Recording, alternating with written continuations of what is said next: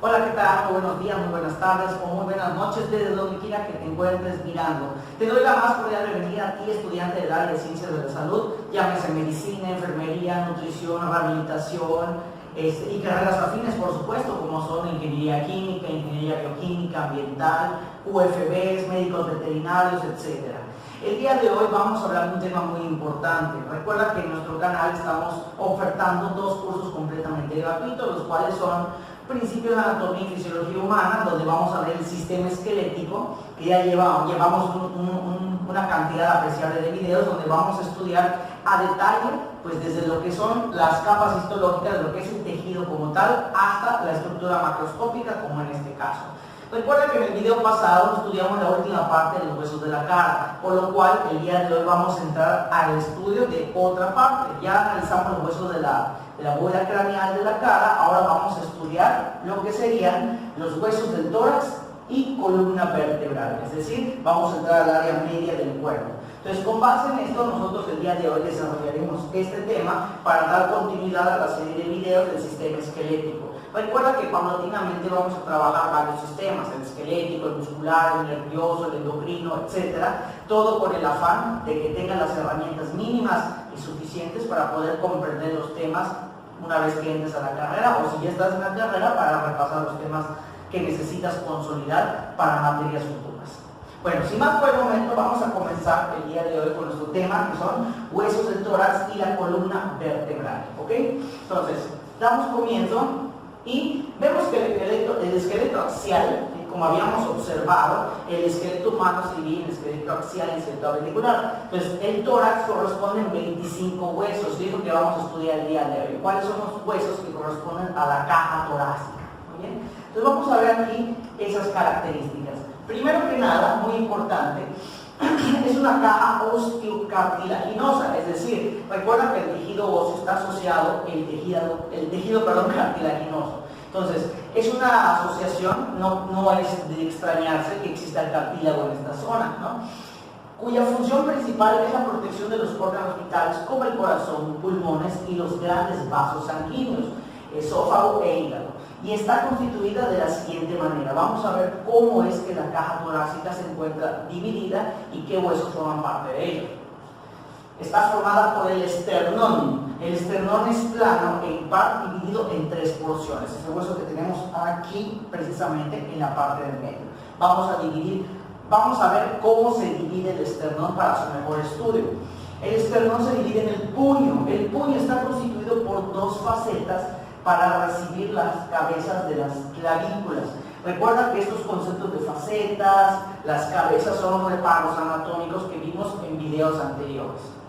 Entonces, con base en esto, pues ya vimos que el esternón pues, se divide en su primera parte, que es el puño. Básicamente es donde encontramos la parte articular, es decir, donde hay conexión con otros huesos.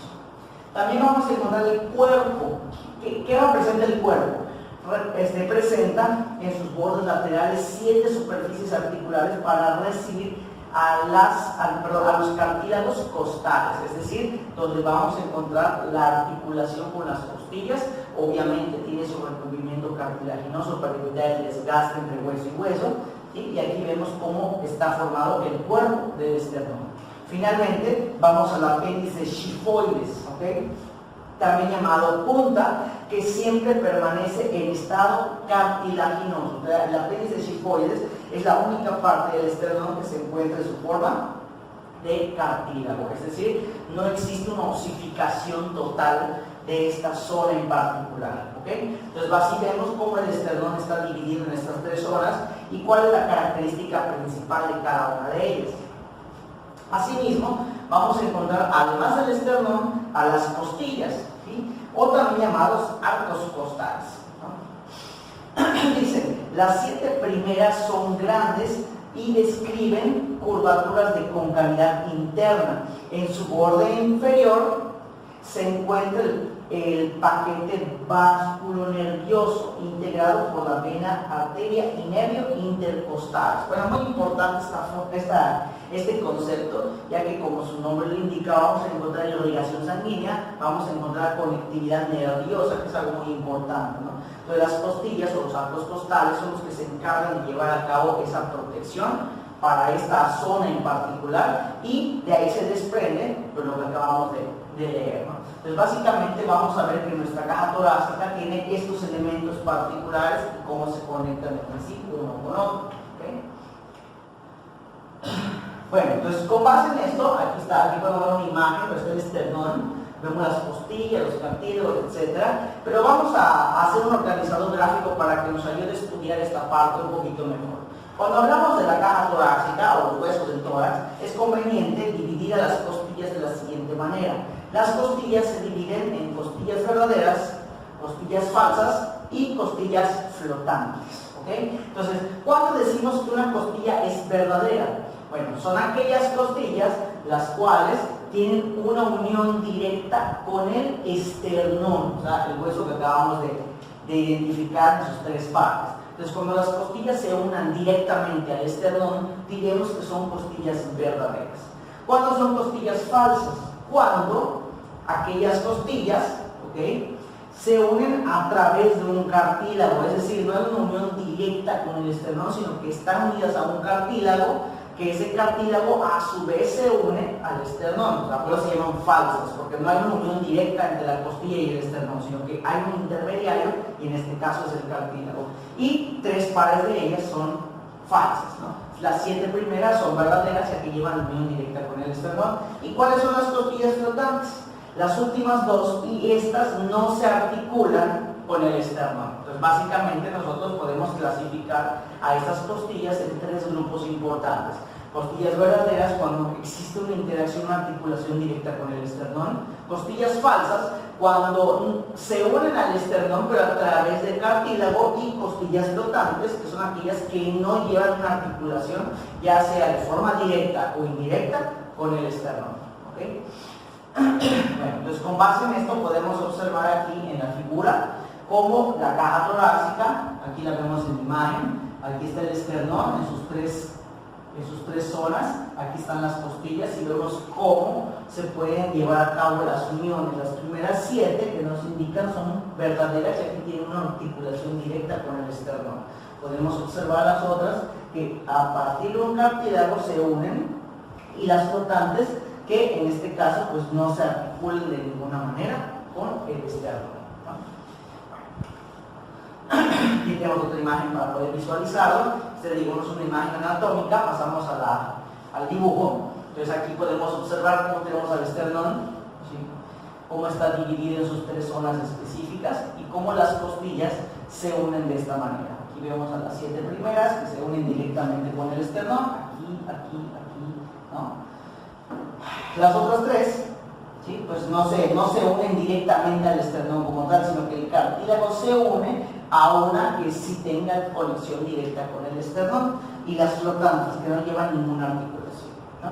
Entonces básicamente esto lo hemos escuchado, ¿no? A una persona, como las chicas, ¿no?, quieren operarse de tal manera que se acentúe un poco más su figura, ¿sí?, se quitan las costillas flotantes. Esto hace que al retirar esas costillas pues se haga un poco más flaca, ¿sí?, pero pues realmente no sería muy práctico a largo plazo, ¿no? Bueno, sin embargo, pues es un tipo de operación que existe en el cual se extraen las costillas flotantes, ya que no tienen ninguna utilidad aparente, ¿sí?, y pues mediante esa extirpación, esta eliminación de las 2 costillas, pues aparentase que baja de peso, pero realmente lo que pasa es que el peso ya se desequilibra y se desconcentra de una zona específica.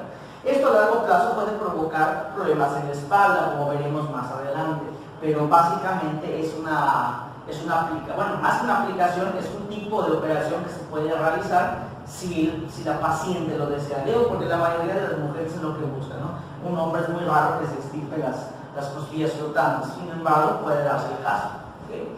Bueno, aquí la vemos en su parte anterior, aquí la vemos en la parte posterior, ¿no? Aquí obviamente ya no podemos visualizar al esternón, pero vemos lo que son las vértebras, que hablaremos de ellas más adelante, ¿sí? Y junto a este armazón vemos cómo el hueso en particular pues guarda una estabilidad en la caja torácica y esto hace que los órganos que se encuentran en el interior, tanto los pulmones, el corazón, la propia médula espinal, tengan una protección sumamente consistente para evitar pues, cualquier daño, ya sea por traumatismo o algún daño microbiológico.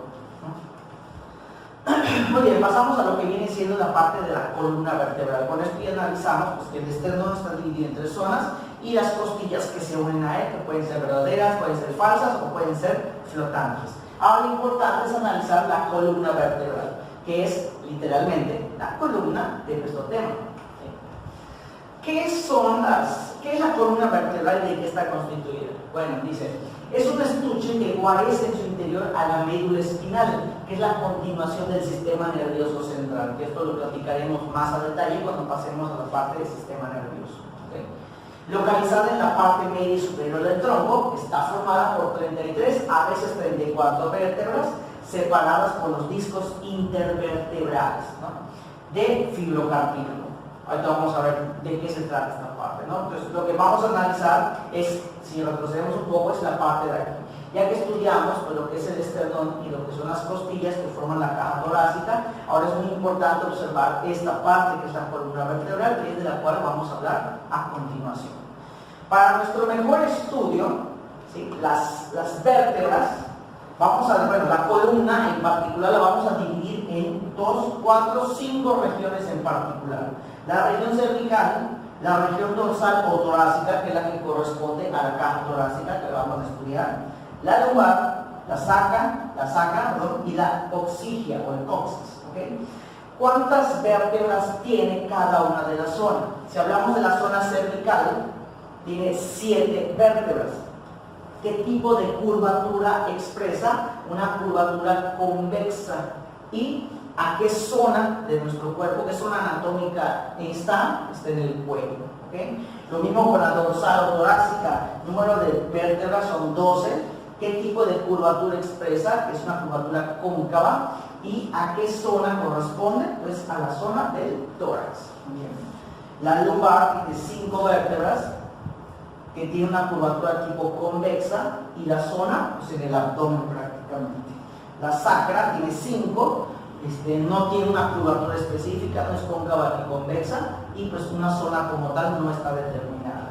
Y el coxis, que tiene de 4 a 5, esto va a variar dependiendo de la genética, ¿sí? El tipo de curvatura va a ser cóncava y la zona en la que lo encontramos es en la cadera.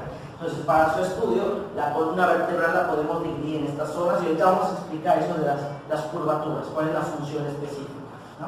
Dice, la función principal de las curvaturas es guardar el equilibrio. Estas curvaturas que tiene nuestra columna no son nada más porque sí, vamos a ver que tiene un objetivo en particular para el desarrollo de nuestro cuerpo a su máximo esplendor, ¿no?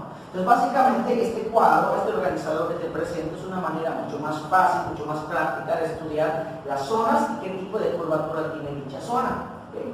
Entonces, vamos a verlo ahorita con una imagen para poder integrar el conocimiento que te acabo de dar.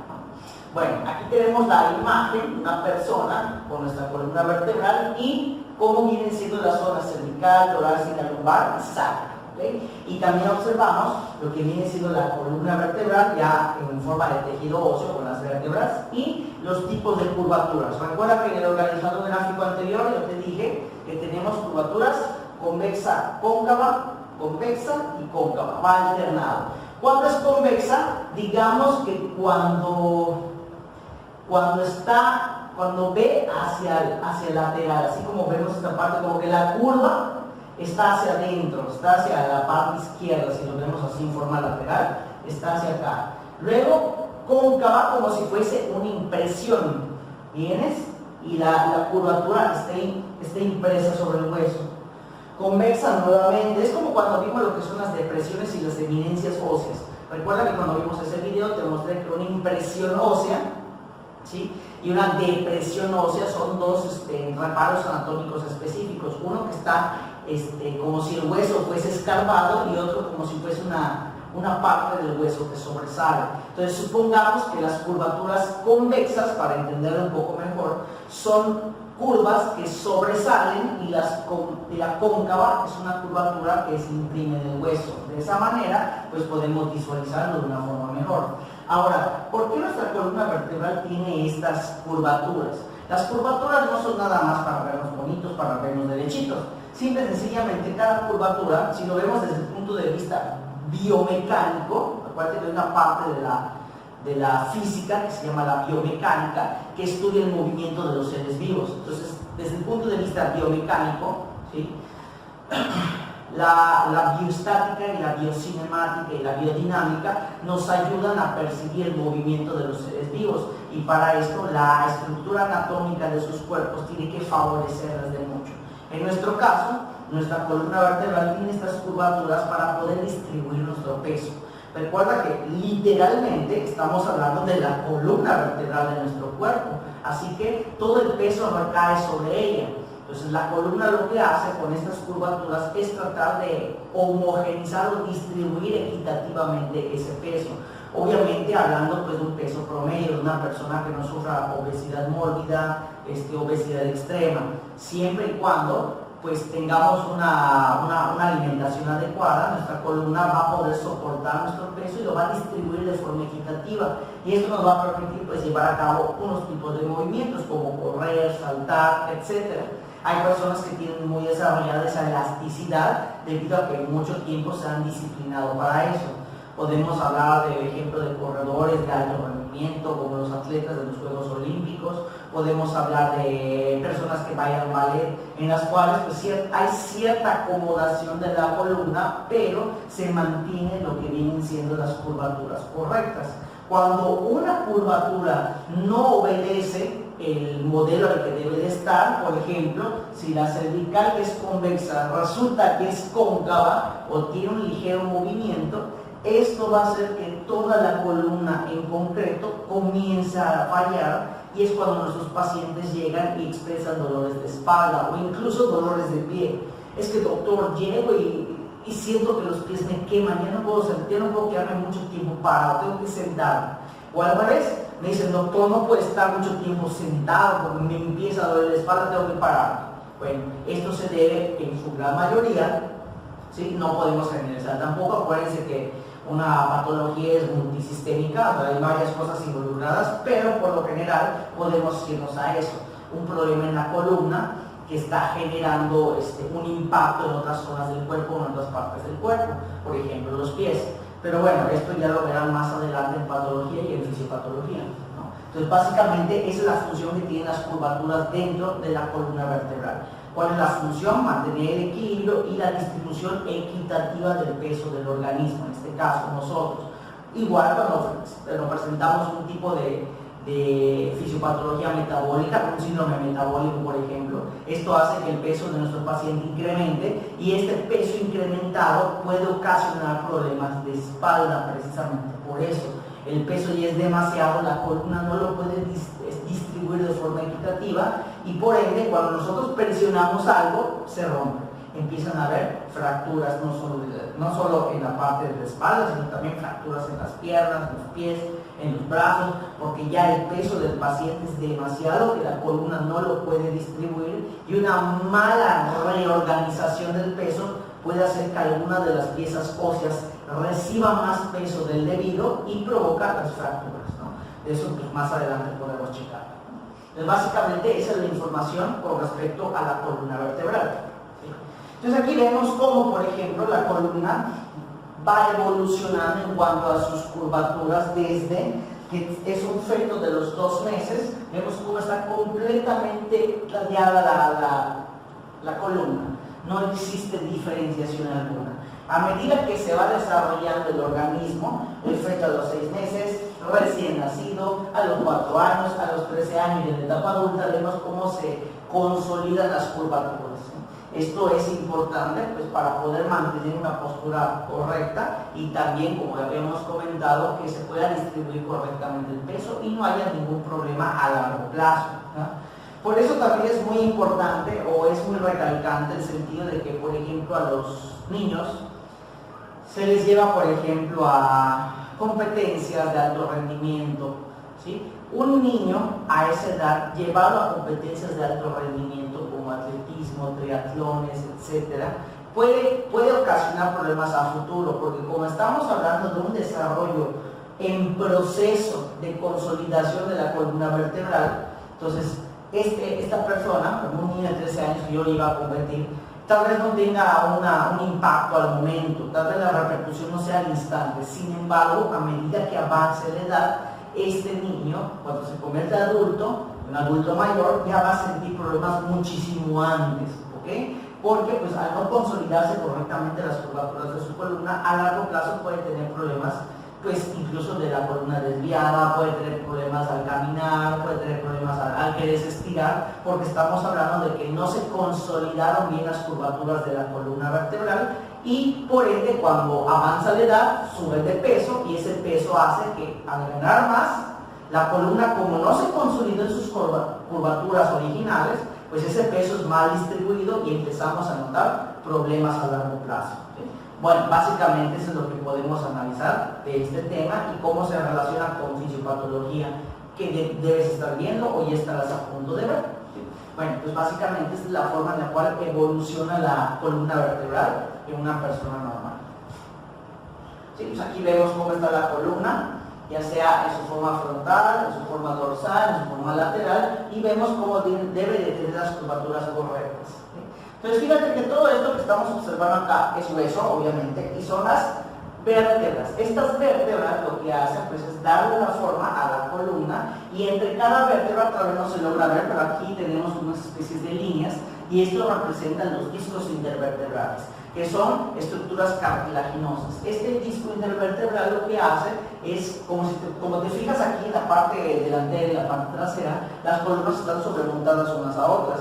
Y como te dije anteriormente, el hueso cuando se fricciona entre sí puede provocar desgaste prematuro. Entonces, lo que viene siendo el disco intervertebral, que es cartílago, lo que hace es acolchonar o amortiguar la conexión entre una vértebra y otra. Porque cabe mencionar que dependiendo de la zona en la que se encuentre, la estructura de la vértebra es diferente. ¿Sí? Porque no vamos a comparar las vértebras cervicales, que digamos que son las más simples dentro de la estructura anatómica que poseen, a una vértebra lumbar, que son más gruesas, más fuertes, porque ahí es donde recae mayormente el peso. Entonces, dependiendo el tipo de vértebra, ¿sí? Pero el tipo de curvatura, en función de eso vamos a encontrar un tipo de vértebra en particular y como estamos conectándolas como si fuese una fila india, es importante que los discos intervertebrales estén pues recubiertos de una manera específica. Cabe mencionar que este cartílago, por acción natural del tiempo, se va a ir desgastando. ¿Sí? El origen del cartílago se debe a varias estructuras químicas, ¿sí? Como lo que es el condroitinsulfato, dermatansulfato, muchas sustancias químicas importantes que, si tú recuerdas de tu curso de bioquímica, provienen directamente del metabolismo de los carbohidratos. Entonces, a partir de este metabolismo se van a desprender muchos componentes químicos que forman parte del cartílago y obviamente del recubrimiento. Entonces, ¿a qué es lo que voy? Que si tú tienes una alimentación correcta, si comes correctamente, nuestro cuerpo, nuestras células, a partir de ese alimento que tú estás incorporando, puedes tomar el azúcar que necesitas y canalizarlo. Vamos a ver más adelante en nuestro curso de bioquímica cómo es que la bioquímica es súper importante para estos temas, pero básicamente lo que pasa es que cuando tomamos el alimento, un componente del alimento, que es el azúcar, se va a redireccionar y va a permitir la creación de estos compuestos químicos que a su vez formarán el cartílago hialino.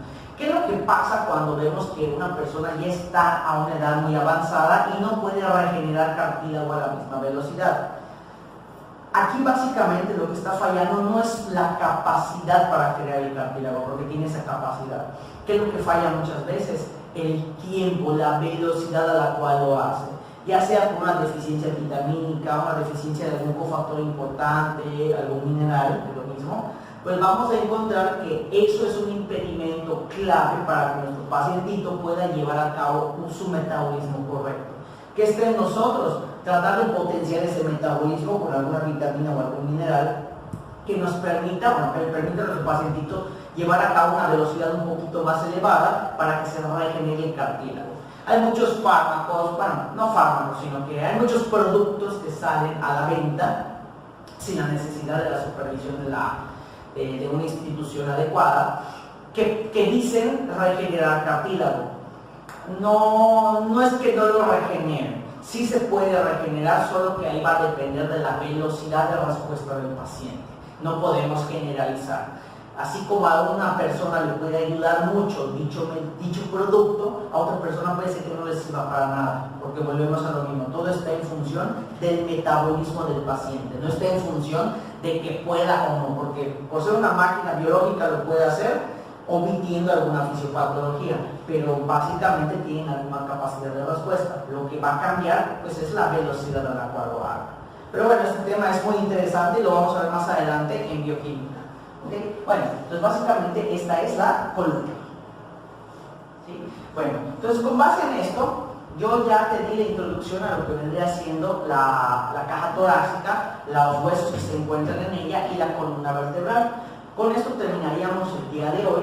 ¿Sí? Te agradezco por haberte quedado hasta el final del video y que puedas comprender cómo se realiza el estudio de los huesos, de la caja torácica y de la columna vertebral. Con base en esto ya estamos completamente listos para que en la siguiente sesión podamos ver lo que son las vértebras, la diferencia entre cada una de ellas y qué características y reparados anatómicos las distinguen dependiendo de la zona y la curvatura. También vimos cómo la curvatura depende, o sea, de la postura correcta, de la distribución del peso, depende que la columna vertebral tenga sus curvaturas como deben de ser, cóncava, convexa, etc. Básicamente lo que vimos el día de hoy. Espero que la información que te haya proporcionado te sirva para estudiar, te sirva para repasar y para que puedas conectar con otras materias. Te recuerdo que nos siguen en mis redes sociales. ¿Sí? Estás completamente invitado en Facebook, en YouTube precisamente, donde estamos subiendo este material, en Twitter, en Instagram, ¿sí? Y que básicamente pues estamos subiendo videos casi todos los viernes, dependiendo de la situación climatológica y demás. Y estamos pendientes, si radicas aquí en la ciudad de Mérida, Yucatán, y tienes asesorías específicas de una materia en particular, puedes contactarme al celular que tenemos en esta parte y concretar una asesoría vía online debido a la contingencia por el COVID, y más adelante, esperando que esto se resuelva, pues ya podríamos tener una asesoría presencial. Estamos aquí pues básicamente todos los viernes, y cualquier cosa estamos pendientes en nuestras redes sociales para atender cualquier duda. Déjame en los comentarios y pues sigue nuestro canal de YouTube, suscríbete, activa la campanita para que cada viernes o cada sábado, dependiendo, se te notifique el nuevo video. Recuerda que tenemos dos cursos completamente gratuitos. Uno es el de sistema esquelético, que es el que estamos desarrollando, y otro es el de sistemas dispersos y soluciones. Sin más por el momento, te doy las gracias, espero que pases un excelente día, una excelente tarde o una excelente noche, y nos vemos la próxima clase aquí en esta aula virtual de nuestro centro de asesorías.